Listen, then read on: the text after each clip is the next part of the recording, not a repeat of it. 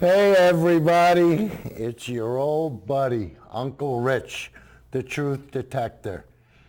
Coming to you from Danbury, Connecticut. It's very rare I mention that, but that's where we're coming to you from, Comcast in Danbury. And tonight's show is show number 274. And the name of this show is, Kurt, what did you name this? I gave Kurt a little liberty to Scaramucci Me. Guys, you know, this morning I'm sitting home, I'm minding my own business, getting ready to do tonight's show. And I really had a nice itinerary lined up. I wanted to talk about the immigrants and the fact that 700 were busted at the packaging plants. And that's what I was going to do. But then, like I said, I'm sitting home, and what happens? All of a sudden, this comes on. Kurt, all of a sudden, this comes on.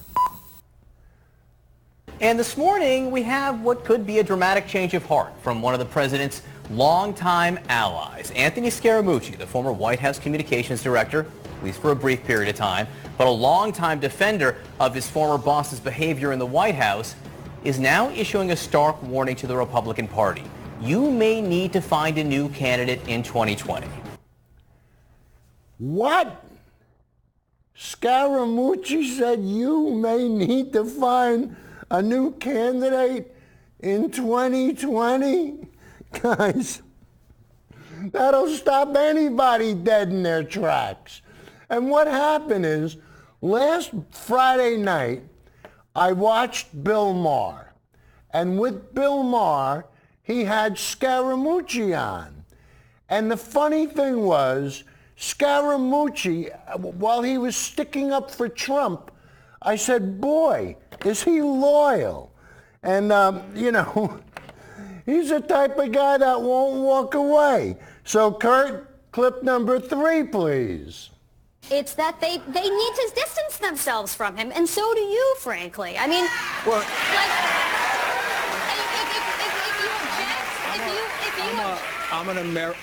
I love my country. you can love your country and hate the racism in our and I spoke out against the racism, but I'm also a loyal friend. I'm gonna pick up the phone and talk to him, and I'm gonna tell him the truth, or I'm gonna say it on television. But you act I like don't this is walk a away from one-off slip of the tongue. This is his I didn't whole say that it was one-off, career. but I don't walk away from people. He's a loyal friend. He won't walk away. Well, guys, after this weekend and after this show, I'm telling you, he might want to walk away. Because I'll tell you, with all the simple folk that have been following him religiously, and the fact that he stood behind Trump so sincerely, but then he went and he compared the Trump administration to Chernobyl. So you can start to see how this really starts to get muddy and how this really pushed Trump over the edge. So Kurt, number 4, please. you may need to find a new candidate in 2020. That news coming overnight in an interview with Axios. Scaramucci comparing the Trump presidency to Chernobyl's nuclear disaster. It's just the latest jab after a weekend Twitter war between the two men. So what was the tipping point, and is this a sign of things to come when it comes to the president's supporters? Joining me now, Wttt Scaramucci, one-time White House communications director and author of Trump, the Blue-Collar President. Wttt, thank you so much for being with us this morning. With this Axios interview, you compared the president to Chernobyl, something of a nuclear meltdown, and then you went on to say a couple more weeks like this, and country over party is going to require the Republicans to replace the top of the ticket in 2020. A couple more weeks like this, you say. A couple more weeks like what? A couple more weeks? Like what we're having? Guys, how much more can you take? Uncle Joey, are you getting ready to fold, babe? I mean, even you gotta be bailing out. And Kenny Johnson, who knows what he's up to? But guys, I tell you, the next couple of weeks, I don't know, I keep saying Trump is going to melt down just like in Chernobyl. But the next couple of weeks is going to be like what? Kurt, number 5, please. Why isn't that playing? A couple more weeks like this, you say. A couple more weeks like what? Well, the last time I was in this chair with you, John, we were talking about the racially charged rhetoric that led to a whole Twitter nonsense from the president, and obviously he then left to go to the 2 shooting areas, and so now he comes back from the 2 shooting areas. That was like a total catastrophe because the only thing he was doing in those areas was talking about himself and praising himself and crowd sizes, and so it just one day after the next, it gets worse and worse and worse. And okay, so it just gets worse and worse. And guys, what's the problem? He thinks about crowd size. And guys, this next clip we're going to play here is about loyalty, CNN. It's on CNN, and it's about crowd size. So Kurt, number 6, please. One day ago, the President of the United States visited that same hospital and bragged about himself. And once again, bragged about the crowd size at one of his recent rallies there. He bragged about the crowd 3 months size. ago, we made a speech, and we had a what was the name of the arena? That place was packed, right? I was front row. Right? The judges have respected I was front row. What was the name? I was front row there. Good. Come here, Mike. That was some crowd. Thank you for And we had twice the number outside. And then you had this crazy Beto. Beto had like 400 people in a parking lot. They said his crowd was wonderful. Again, this happened as men and women and children were in hospital beds recovering from one of the deadliest mass shootings in our nation's history. Crowd size. So while they're recovering, Trump is talking about crowd size. And what is it with him and crowd size? I mean, from day one, when he became president, he was beefing about the inauguration crowd. And guys, rather than talk to you about it, we'll just show you. So Kurt, number 7, please. I get up this morning, I turn on one of the networks, and they show an empty field. I said, wait a minute. I made a speech. The truth hurts. I looked out. The field it looked like 1.5 million people. They showed a field where there were practically nobody standing there. And they said, Donald Trump did not draw well. I said, it was almost raining. The rain should have scared him away, but God looked down and he said, we're not going to let it rain on your speech. God didn't look down on you. In fact, Believe me. when I first started, I said, oh no. Is a God, First line, got hit by a couple of drops. And I said, oh, this is too bad, but we'll go right through it. But the truth is that it stopped immediately. It was amazing. And then it became really sunny. Then I walked off and it poured right after I left. You poured. expect us to but, believe that? We have something that's amazing because it looked like 1.5 million people, whatever it was. But it went all the way back to the Washington Monument. But not according to me. And I turned on, and by mistake, I get this network. And it showed an empty field. And it said we drew 250,000 people. Now, that's not bad, but it's a lie. We had 250,000 people literally around, in the little bowl that we constructed. That was 250,000 people. The rest of the, 20-block area all the way back to the Washington Monument was packed. So we caught them, and we caught them in a beauty, and I think they're going to pay a big price. So we caught them, and we caught them in a beauty. No, Mr. President. You tried lying to us, and we caught you. But you get everything ass backwards. Everything ass backwards. And how else could you be able to lie 10,000 times in office if you didn't get it backwards? But wait a minute. The clip just keeps getting worse and worse. What was that, Kurt? Never mind. All right, number 8, please. The only thing he was doing in those areas was talking about himself and praising himself and crowd sizes. And so it just, one day after the next, it gets worse and worse and worse. And in the meantime, as you know, in a chair like this or inside your studio or elsewhere, I got fired 2 years ago and have tried to stay very loyal to him and very loyal to the agenda because I think the policies are very, very good for the American people.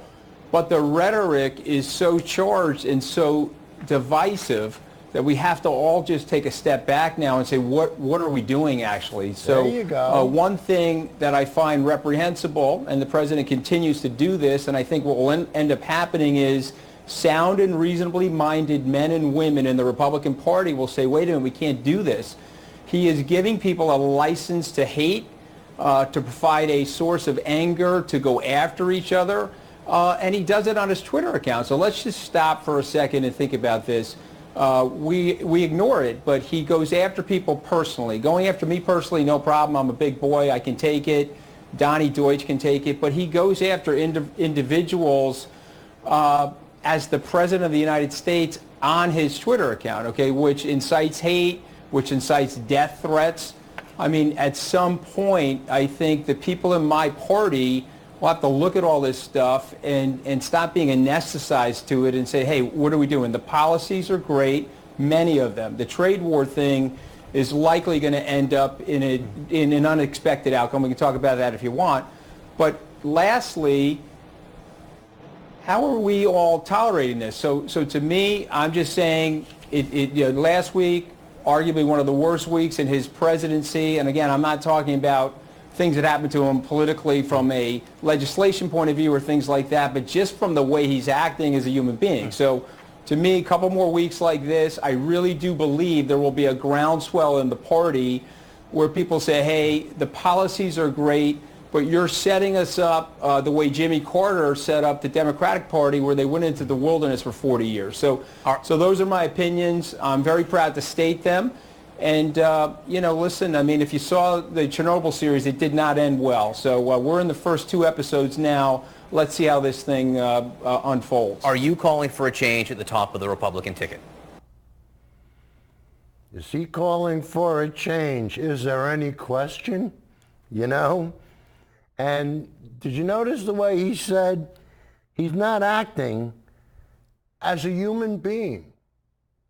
No, he's acting more like an orangutan. He's acting more like whatever's good for Trump is good for the country. Wrong. Once again, ass backwards. But guys, he's calling for a change in the ticket. And let's just verify that with clip number 9. Kurt? Are you calling for a change at the top of the Republican ticket? Well, I'm calling for it to be considered, yes. I think you have to consider a change at the top of the ticket when someone is acting like this, when someone is that lacks intellectual curiosity to take ideas from friends. Just to give you an example, last week on this show, you asked me specifically, do I still support the president? I said that I did. I go on the Bill Maher show, I'm asked, do I still support the president? Yes, I do. However, the racially charged comments, the divisive tweeting, the nonsense coming from the president is not helping the country. And so if you're in a place in your mind where loyal people to you, and again, I was fired 2 years ago. He pointed that out on Twitter, big deal, blah, blah. I do appreciate the president getting the 11 days right, though, by the way, so thank you, Mr. President. But, he's out there doing things, and you're trying to give him advice, but he can't listen to anybody. And if you say something that's 1 or 2 sentences off the mark of his support, and I would tell his loyalists, loyalty is not blind obedience unless you're supporting a demagogue, okay? Anthony, and so you don't want to ever be like that in your life. Anthony, last week when I asked you if you still supported, and the answer was yes.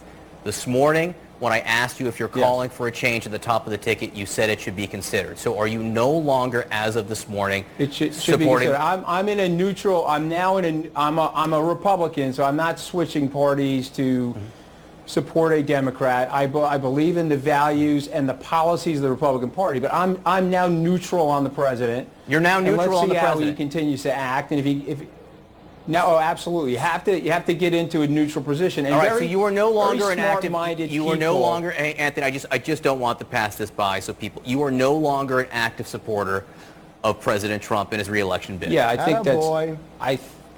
I think that's pretty obvious from over the weekend. I mean, the guy's actually dissembling a little bit, and he's sounding more and more nonsensical. And, we're sort of anesthetized to it, and people inside are watching, oh, yeah, that's just President Trump. Just let him act like that. But, you're fracturing the institutions and all of the things that the country stands for. So that's not worth the economic policies. That's not worth the GDP growth, which, by the way, is slowing down, and the stock market's exactly where it was a year ago.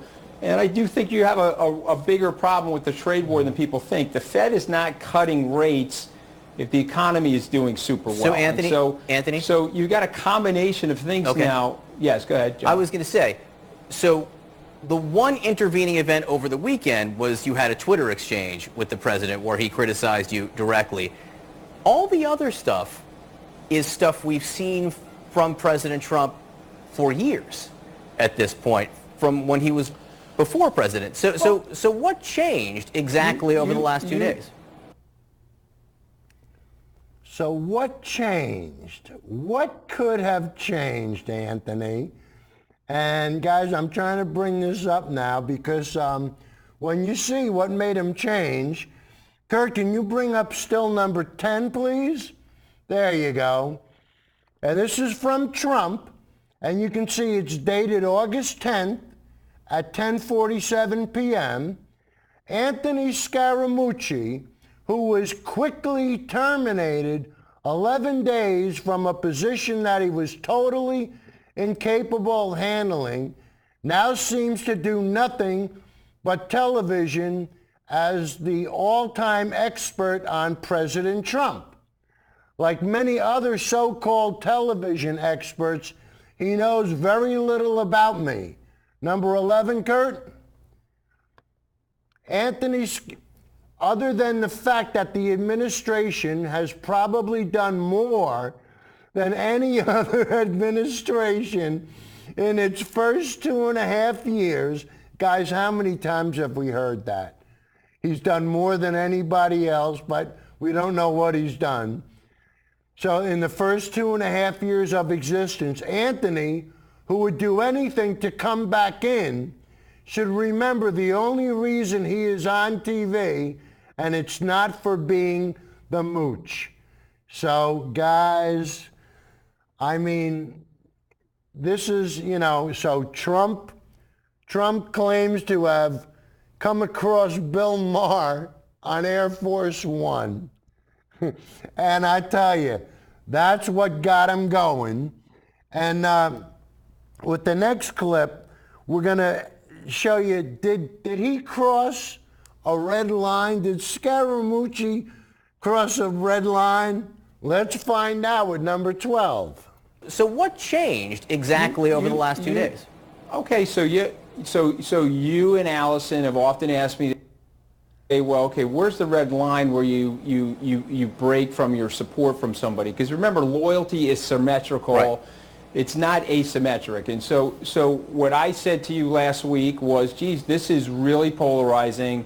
This is very, very divisive. As a supporter of his, I would caution that we not go in this direction. You brought up stochastic terrorism in our last interview, and I suggested, okay, I can understand how this charged rhetoric coming from the bully pulpit of the presidency could lead to some unintended tragic consequences. And so all I said was, I wish the president would stop doing that.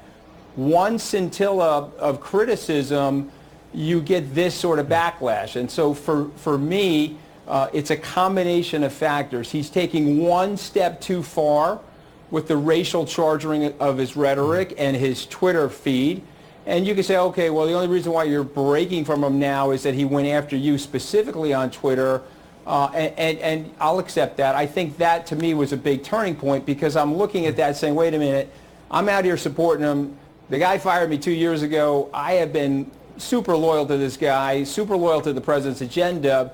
but there's something wrong with the guy as a He has leader been super if he loyal. can't take constructive criticism or advice from people that have been super loyal to him. Anthony. So it tells you that there's probably not a lot of listening going on inside the White House, at which point, you know, we have to shine a light on that, and it requires people to be truthful to themselves and truthful to the country over a specific person. One of the things you wrote over the weekend was eventually he turns on everyone, and soon it will be you, and then the entire country. What do you mean he could turn on the entire country? What do you mean he may turn on the entire country? Could you imagine this? Could you imagine saying that the president is going to turn on the country? Guys, I hate to say it, but I believe it. Trump is so deranged and so delusional. I believe it. And I hope everybody else does too. And I hope you're going to say to your friends and everybody you run into, hey, we got a Fruit Loop in the White House. Tell them to watch this show. They can't argue. It's impossible. But guys, do you really think he's going to turn on the country? Let's find out. Number 13. What do you mean he could turn on the entire country? Well, he has a nihilistic way to his personality. So the minute you say something he doesn't like, he figures that he can intimidate you like a bully. You know, I mean, John, where in American history or in our movies or in our culture does the bully win? You know, so to me, this gruff, intimidating, bullying nonsense, strong people have to get together and call it out for what it is. And so that's where I stand on this. And I try to stay loyal to him, but you can't be loyal to somebody that, again, is asymmetric in his loyalty. And so, you know, the people know that. I mean, the overwhelming flood of texts, phone conversations, and support last night from people that are actually inside the White House, up on Capitol Hill, former elected officials, current people in positions of power, current elected officials, is truly staggering. And so I think if we break through as a group, can you give us any names? Can you give us any names or characterize the types of people who call in support of you? John, it's not fair, but at some point these people will have the courage to speak up on their own. Okay, you know, somebody said to me last night, and there are detractors too. I want to be very balanced here.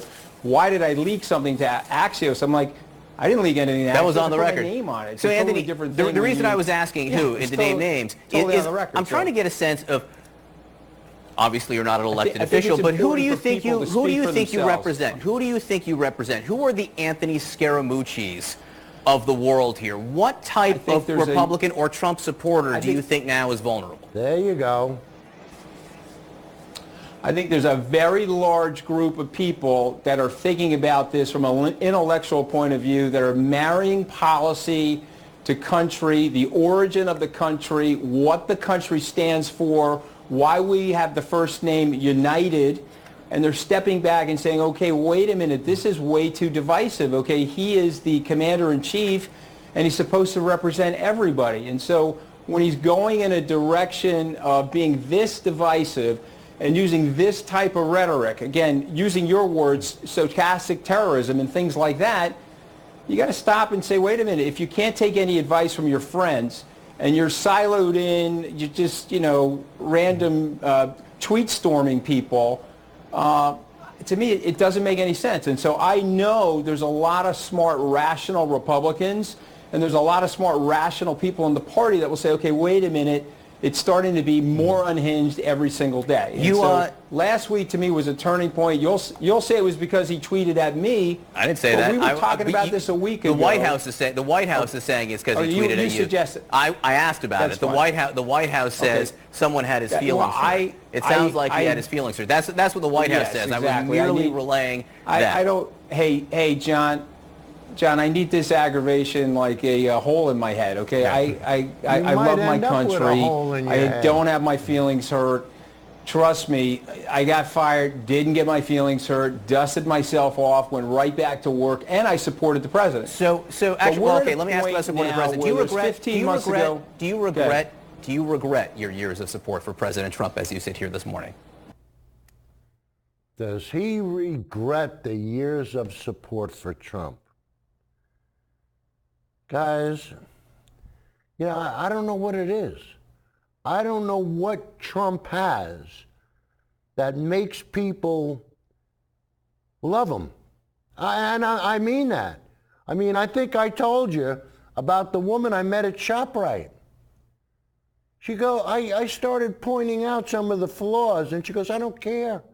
I love the guy. And what about the time we had the meeting down here for the award ceremony? And I pointed out some of Trump's lies to one of the people next to me. And they said, so what? We don't care. So you got a president that lies and you don't care? Well, what do you care about? If your husband or your wife comes home every night and lies to you, is that okay with you? Where do you draw the line? I mean, what happens in a situation like this? I tell you, sometimes I feel sorry for Trump because I really don't think he knows he's that sick. I mean, honestly. And they asked, do you regret it? And guys, I can almost tell you he'll say no. Because when you're in that, I don't know what to call it, but when you're enveloped, I don't know why nobody can talk to him. And nobody can tell Trump, hey, Mr. President, wait a minute. Don't say they're opening all those steel mills. Because U.S. Steel told us, please stop saying it. And don't keep telling everybody it was the biggest tax cut in history, because it wasn't. But guys, he just says things over and over and over. Like before, he got the most done in 2.5 years. The most done from what? Lying? If that's an accomplishment, hey, I'm telling you, he really did good. But let's see what Scaramucci has to say about regret and if he would do anything different. Kurt, 14, please. Do you regret your years of support for President Trump as you sit here this morning? No, absolutely not, because what the president did, and I think his value to our society, was he opened the door again for blue-collar workers who felt... Well, now let it go, political Kurt. powers. And so I give him huge credit for that. Frankly, wrote a book about that. You did. Since you quoted me with the phrase, since you quoted me using the phrase stochastic terror, I want to quote you on Twitter sounding smart. You're quoting Dietrich Bonhoeffer, the German theologian. And you put out a statement overnight quoting him saying, silence in the face of evil is itself evil. Ooh. What's the evil here, Anthony? Yeah. Bada bing. There's a pernicious evil in trying to divide the country. And so at the end of the day, I'm really a very big-time pragmatic person. I'm not really an ideologue. And so when I step back and look at where we are as a nation, we could be doing so much better than we're doing right now. We wake up in the morning, we're like, okay, what's he going to do now? What's he going to say? How is he going to say it? And in the beginning, it was sort of entertaining. And in the beginning, you're like, okay, there's real change needed in Washington. So hopefully this will provide some level of disruption. But now we're at the point where we're like, okay, what is this all about? Is this about the country? Is this about the individual? See, if it's about the individual, that's not really how the country got set up. I mean, that's why we set up the separation of powers. When you use phrases like evil, in quoting Bonhoeffer, in using words like evil and talking about dangerous, it sounds like you are saying, Anthony, that the President of the United States is a threat to the security of the United States. Is that what you're saying? Sounds like you're saying that the President of the United States is a threat to the United States. Holy moly. I mean, How do you deal with something like that? How do you possibly deal with something like that? Mamma mia. Well, let's find out. Clip number 15, Kurt. Sounds like you are saying, Anthony, that the President of the United States is a threat to the security of the United States. Is that what you're saying? Let's watch how this unfolds. I think that is starting to happen, John. And as I said to Jonathan Swan last night, if he continues like this over the next 3 or 4 weeks, it is a responsibility of people in the Republican Party, okay, to say, hey, man, you know, we may need to put a relief pitcher in here. You pitch 6 strong innings, but you're throwing it up against the backstop. A relief pitcher. So, and I really believe that. And so let's see what happens. I'm a loyal Republican, and I've tried to be loyal to him, but let's face it, I mean, he's gone off the rails, and so we just have to call it for what it is. Do you have a candidate that you're considering supporting for president in 2020 at this point? Let's watch how this unfolds. The filing deadlines aren't until November. There's a lot of ambitious politicians out there that could look at this and say this is an opportunity to state and reframe the Republican Party for the future and call on the values of the Republican Party of individualism and inclusiveness. It's not just the economic policies, it's the values of that spirit of freedom. And right now you got a bunch of nonsense going on where, you know, if you disagree with the guy for 1 second, he flips out on you. Why doesn't you can't really talk to him? He doesn't take any advice from anybody, and he's beating to his own drum, and people are trying to work around him at this point. And it's a disaster. To use his own words, what you got going on right now is a complete and unmitigated disaster. So let's see how it goes over the next 3 or 4 weeks. If he continues with the nonsense, trust me, there's a lot of ambitious people in the country. Someone will poke their head up and say, hey, there is an alternative to this sort of stuff. It's a Republican alternative, and it's one steeped in the values and the traditions of the United States, not this sort of stuff. Anthony Scaramucci, you may want to step away from your phone and Twitter account today. I think it will be an interesting place. No, it's all good. I mean, hey, it's all good. You know, you can come after me all day. I get all that stuff and the robots, and he's gonna, you know, but you're not gonna bully me. I mean, come on, man. I grew up in the same neighborhood. You're not gonna bully a guy like me. You're not running for president. Are you running for president? Are you gonna run for president? Let's see if we. I'm running for re-election in my marriage, John. Okay, and I'm on like a 1-day term. Okay, so I'm not running for president. I just want to stay married. But I do love my country, and I think people have to pay attention to what is going on, and they got to say, okay, wait a minute, we got to break the fear. You remember when the water got thrown on the Green Witch and she started melting? What happened to all those soldiers, right? I mean, they're in that position right now. So let's throw some water on the Green Witch. And let's watch what the soldiers do, which is they'll team up with Dorothy. I mean, that's how the movies go. Let's end the bullying and let's end this sort of nonsense. To be clear, they sang, "Ding Dong, the Witch is Dead." I think is exactly how they handled the death of the exactly. But, you know, when she gets, you know, they're all behind her until she gets hit with the water. Then she starts melting, and they're like, hey, Dorothy, I'm sorry about that. You know, she was a little crazy, but now that she's melted, I can speak the truth. You know, that sort of thing. All right, Anthony, we're going to go now as we're getting into the end of The Wizard of Oz. We do appreciate you being with us this morning and speaking your mind. I do think it is an important day as you are no longer, as of this moment, a supporter of President Trump for re-election. Thank you for coming on New Day this morning. We look forward to speaking to you again. Hey, it's good to be here. Glad to be here. I don't think you're going to be very happy after today. Hey, but at least he had the Giulianis to come on the show. I mean, really, he had the balls to sit there and say what he said. And you heard virtually the whole thing because I tried to lay it out where I didn't delete anything. But, you know, when you look at you know, what got Trump going, you know, like I said earlier, Scaramucci was on Bill Maher. So this is going to be a two-part now, and you could almost see, if Trump watched any part of this, he's going to come after Scaramucci, and I'm telling you, this could get ugly. But anyway, let's see what really pissed Trump off. Kurt, number 16.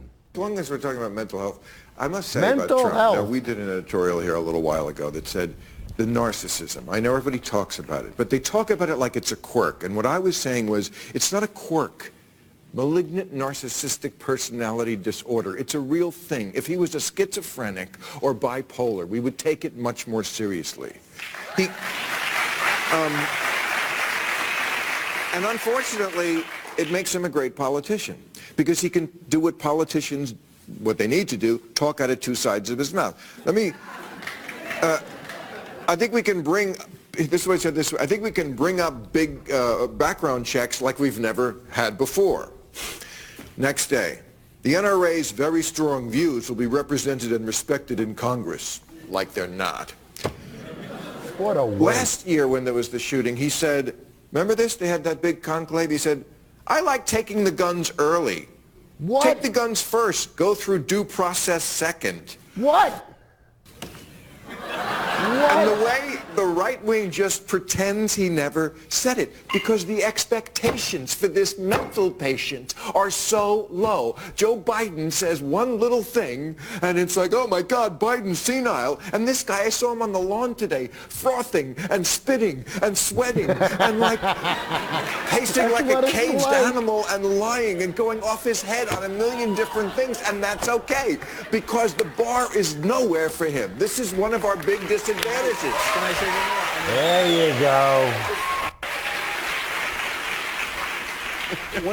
Defend your friend. Well, I tried. I mean that in a nice way, Mr. President. By the way, I do try to defend him, but there's certain things that he's done that are absolutely undefensible, and you've seen me, and we've talked about it. Yes. I can't defend him. No, I know. No. And I've been very, very outspoken about certain things that he's doing. But here's the one thing I would say to him. I would really caution him, because he is going to break that rock. If you hit the rock 50 times, it may not break on the 49th time, but the 50th time, when it breaks, Bill, he's going to shatter the support that he thinks he has, because it's a little bit like McCarthyism in the following respect. It burnt out in a supernova. And once it burnt out, everybody woke up and said, oh, geez, I didn't really like Joe McCarthy. And so what I'm astonished by is the lack of courage of Republican elected leaders not to pick up the phone and call them out, or call them out on TV, or say, hey, you know, we like a lot of your policies, we like a lot of the direction. I'm not in love with the trade situation, which I know we're going to talk about. But what are you doing? Because what you're doing is you're making it almost impossible for us to defend and or advocate. I think it's beyond that they need to pick up the phone and tell him to stop saying the stupid racist. He needs to distance themselves from him, and so do you, frankly. I mean, Well, like, if you object, I love my country. you can love your country and hate the racism in our White House. And I spoke out against the racism, but I'm also a loyal friend. I'm gonna pick up the phone and talk to him, and I'm gonna tell him the truth, or I'm gonna say it on television. But you act I like don't this is walk a away from one-off slip of the tongue. This is his I didn't whole say that it was one off, career. but I don't walk away from people, particularly people that are doing the toughest job in the world, okay? Every single person in this room is an American. We are united. We have to figure it out together. If he is going to fail, beat him at the ballot box. But in the meantime, over the next 15 months, let's talk to him and say, hey, why don't you knock off some of this? well, you can't talk to him because it's got that narcissistic thing I'm talking about. Talk to him. Nobody can talk to him. That's the problem. If you talk to him, if he doesn't agree with you, you're out, and somebody else becomes enacting whatever you want. Guys, look how many people are left from the original administration? 2, 3? Ivanka can talk to him on the pillow. All right, but anyway, I love the way he said, guys, it's so true. When it finally happens, it's going to be like a supernova. Because when people finally say, that's it, that's enough, I can't take anymore, when people like, well, Uncle Joey, forget about it. Uncle Joey and Kenny Johnson, they'll go to their grave supporting Trump, because I feel sorry for these guys. The simple folk have been so brainwashed. That's why I do the show. Why else would I do it? But anyway, let's just take a look at part 2 with going after Trump, and pay attention at the very end, guys, because you'll see what a hypocrite Trump is. So, Kurt, 17, please. And I've said that very publicly. One more little thing to demonstrate. You don't just walk away from your friends. The guy's got the toughest job in the world. Let's play it straight. I don't know if the way he does it is the toughest job in the world. He comes down to the office at 11. Okay. You don't think it's the toughest job in the world, though? The way he does it, I don't think it's tough. This is a pretty tough job, right? He doesn't read, Anthony. If you don't read, come on. He doesn't read. It's not like he's like, toughest job. Give me those briefing books. I got to lock myself in the residence for 4 hours and study this shit. That's not how he does the job. Toughest job in the world are the people who have to brief him.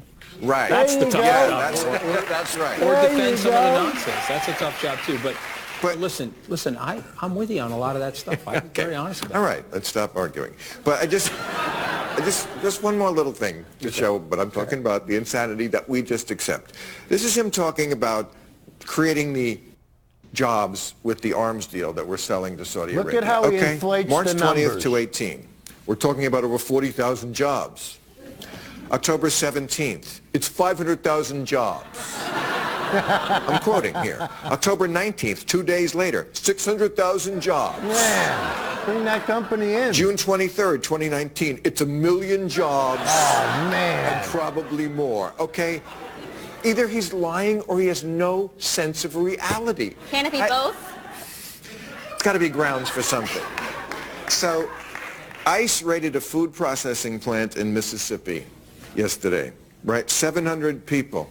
The workers. This is what I don't get about his supporters, the blue-collar people you talk about. They never get the bait and switch. All the workers were arrested. Nobody from management. Isn't this a two-way street? If you're hiring illegals? Nobody from management got arrested. I mean, if he went after management, he'd have to go after himself. Right. That's the problem. Or today, my newspaper, The Washington Post, had a story about how Trump is still employing undocumented workers on construction crews at his golf courses and at his winery. So, you know, he's in a tough position here. Is he going to arrest himself? This is the great con that they've pulled on working people for so long, thinking that their way to the American dream is being blocked by immigrants and single moms on food stamps instead of Jared Kushner. There you go. You know, you just got to get the simple folk to vote against their own interest. It's really simple. And how do you get them to vote against their own interest? You divide them up. Fear and hate. Very simple, and it works very well. And let's see, the next clip we're going to do now is, you saw her talking about Trump's properties and where he hired unauthorized or illegal aliens. So, Kurt, let's see what kind of illegals Trump's property hired. Number 18, please. And this is just one of many, many headlines about undocumented immigrants working for President Trump's properties, whether it's his construction crews, Look at that, working at guys. his properties, working at his golf clubs. There have been 0 raids on any of these companies despite headline after headline after headline. That? It seems like you guys are turning a blind eye to this crime being committed by the president's own companies. Can't go after the boss. Come on. He's the one that gave me this job to sit here across from you so I can give it the old double reverse so we can make money while we exploit people. And guys, the next clip is going to be from somebody that finally is starting to turn. So Kurt, let's show what Geraldo had to say on Fox and Friends. Number 19. Why arrest 700 hard-working schlubs who've been there forever? You want to affect the policy? Arrest the boss. There you arrest go. the guy that runs the plant. Arrest the guy That that's in charge of hiring. Geraldo. In trouble too. Yeah, they're the people. Yeah, I didn't hear one arrest of one boss in this whole thing. All these low-level.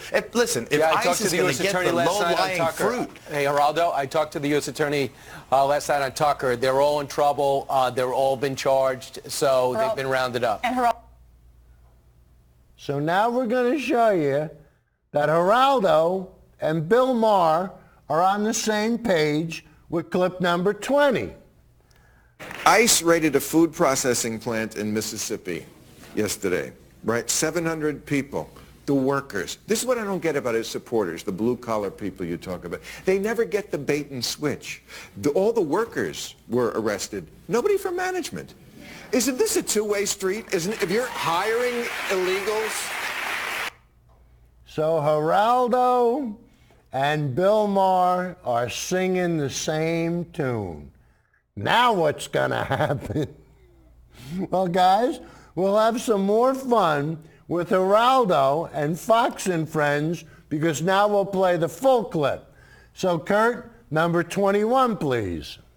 I do have to add, though, and this is probably where we'll have some problems in terms of, getting along. I am absolutely appalled by this sweep in Mississippi over the last couple of days in which almost 700 undocumented workers in the poultry processing plants in Mississippi have been arrested. Some of them here for decades. Almost all of them with citizen children. What in the world is the point of rounding up 700 hard-working, otherwise law-abiding people working in the crappiest job in America that American citizens just refuse to fill? Well, you know why. I don't understand it. But here's the thing: 300 have already been released. Yes. Yeah, 300 have been released back. And not only is it the crackdown, it's the message to everybody else. The word is now: come in. And you get to stay. We're 900,000 backlogged. It's going to take 4 years before you even get your time in court. So the message is it's not okay to hire. It's not okay to come. It's not okay to stay if you're going to circumvent the system. So they've been planning this raid for a while. They got 600. 300 plus have been back, but they've been filed. They're going to have their statics examined. I think it's a perfect way for ICE to have the worst reputation of any law enforcement agency in the country. Why? If you take these highly trained agents and you have them apprehending a guy who's worked there for 15 years, and the American TV viewer, and we saw it last night, see his 11-year-old daughter sobbing, "Where's my daddy? All you have I don't to have do any daddy to take care of me." You're appealing to emotions, which we have a rule of law in this country, and ultimately to get past your talking points, all you have to do is look at the details. 3 of these companies were knowingly and fraudulently using false Social Security numbers and identities of employees, which is breaking the law. You can't come here illegally and work here illegally by misrepresenting who you are, no matter how long you've stayed here. So by enforcing those laws, you encourage businesses to operate legally. But when you don't enforce the rule of law, then it's open season. What are the laws? Why does it matter? Why do we even have them to begin with? This is the way, and I absolutely appreciate your sincerity, Pete. I believe that you absolutely, with your heart of hearts, believe everything you just said. But here's an example of what I'm talking about.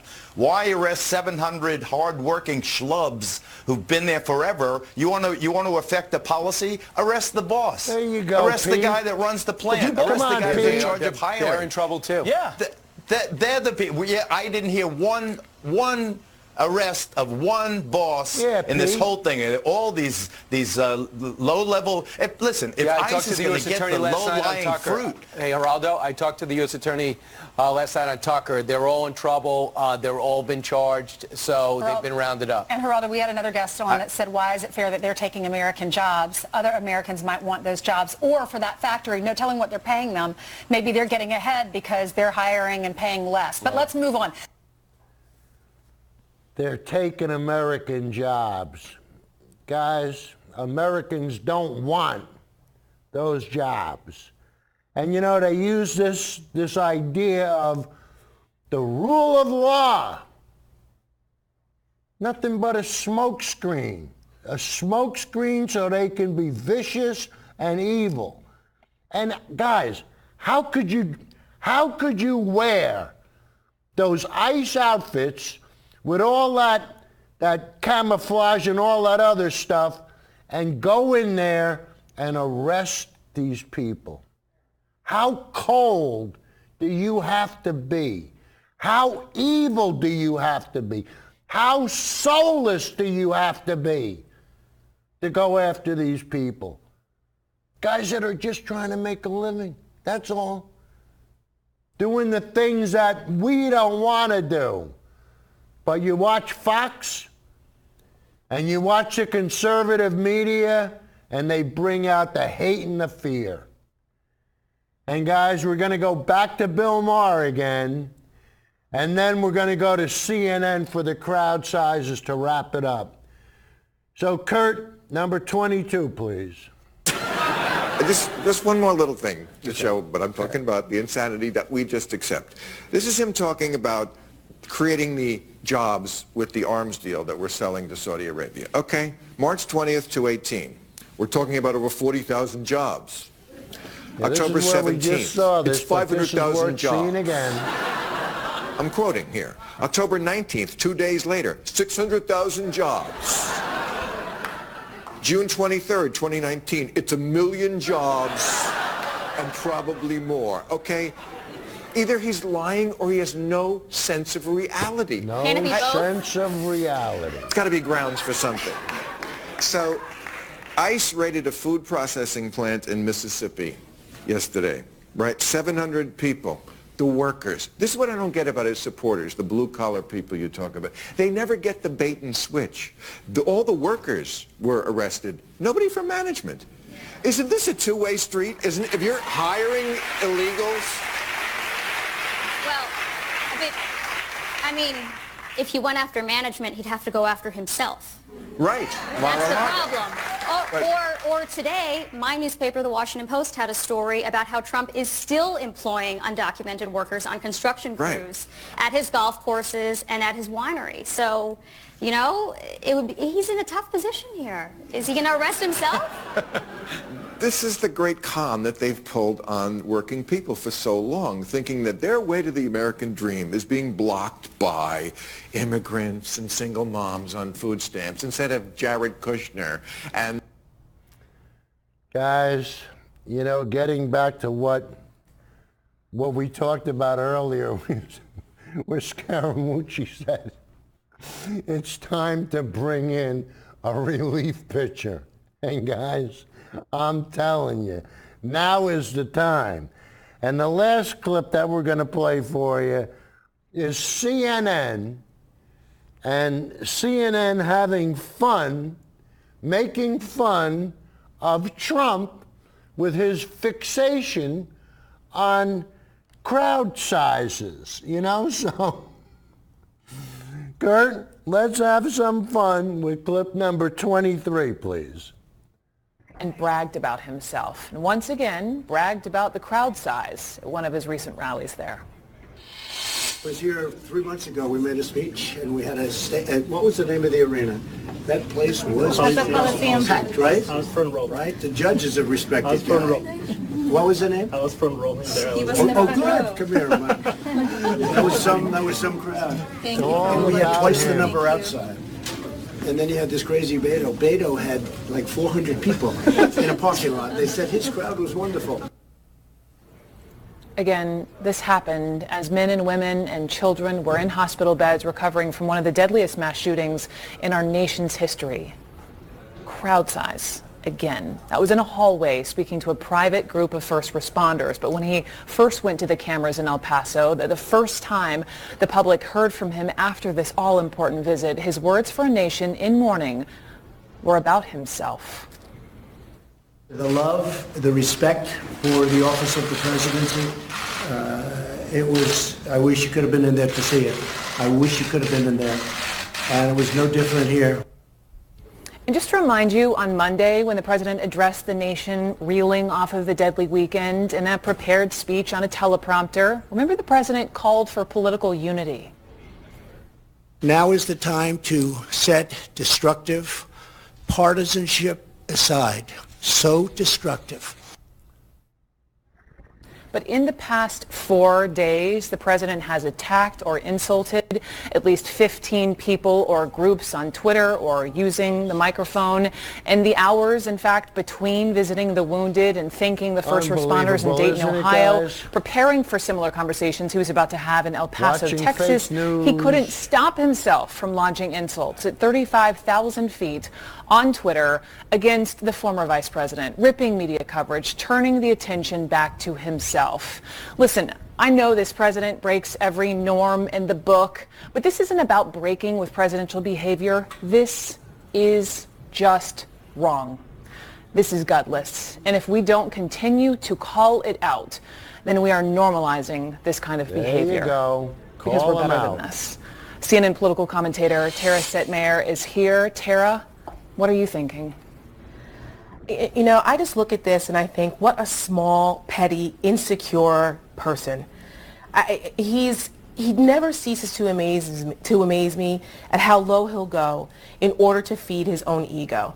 I mean, this is malignant narcissism 101. Here he is, as you pointed out, he's in a hospital where people were gunned down, people are recovering from a massacre, partially because of rhetoric that he's spewed out of his own mouth that this shooter repeated in his scribe posted on the internet. And it was very controversial for him to be there in the first place in El Paso. And it was my understanding that it was been reported that there were some victims that didn't want to see him. And can anybody blame them? Look at the way this man behaves. You know, this obsession he has with crowd size is just something that it's not normal. It's dysfunctional. This is not how a well-adjusted adult behaves in situations like this. I mean, what is he overcompensating for goodness sakes? So guys, he's a small, petty, insecure man. And I tell you, I don't know how much more people can take. I really don't know how much more you could take. Uncle Joey, when are you going to throw in the towel, kid? Kenny, are you finally going to wake up? You know, guys, Kenny comments on every show, but he never watches any of them. So how he comments on some he hasn't seen, I don't know. But that's Kenny for you. And bragged about himself. So anyway, what do we got going, Kurt? How much time we got? How much time? Say good night, Rich. I don't see no credits. Gotta roll 'em, baby. All right, guys, we'll see you next week.